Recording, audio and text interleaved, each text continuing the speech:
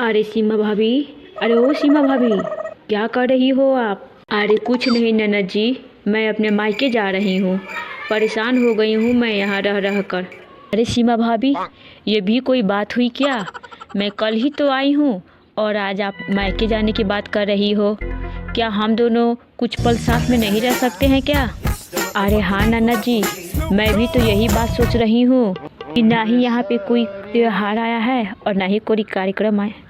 ननद जी, मैं भी तो यही सोच रही हूँ कि यहाँ तो ना ही कोई त्योहार आया है और ना ही कोई कार्यक्रम आया है, तो फिर अभी से तुम मुँह लटकाए यहाँ क्यों चली आई हो? देखो सीमा भाभी, मैं यहाँ बिन बुलाए नहीं आई हूँ। मेरे भैया ने मुझे यहाँ बुलाया है, इसलिए मैं यहाँ आई हूँ। सबसे पहले तो आप मुँह संभाल के बात कीजिए, क्योंकि ये घर भी मेरा है। अरे हाँ हाँ ननद महारानी जी, मैं ये भी जानती हूँ कि ये घर आपका ही था और तब तक था जब तक आपकी शादी नहीं हुई थी।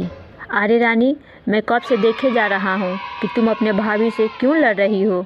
अरे भैया, मैं भाभी से नहीं लड़ रही हूँ, बल्कि भाभी ही मुझसे लड़ रही है, और वो तो हमें इस घर में ही रखना नहीं चाहती। क्या हमें इस घर पे हक नहीं है क्या?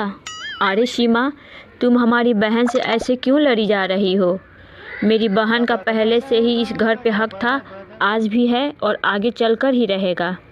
तुम एक बात कान खोल के सुन लो, अगर तुम हमारी बहन से बहस की तो मैं तुम्हारी मुंह तोड़ दूंगा। रानी मेरी इकलौती बहन है, उसका इस घर पे पहले भी हक था, आज भी हक है और आगे चलकर भी हक रहेगा।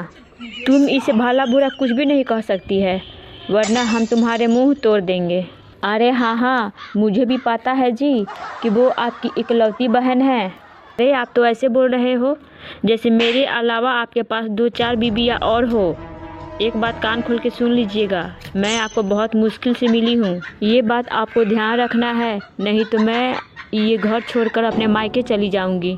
अरे नहीं भैया भाभी, आप दोनों आपस में मत लड़ो। एक काम करते हैं, मैं ही कल अपने ससुराल चली जाती हूँ, आप दोनों खुशी से रह लेना, यही सही होगा।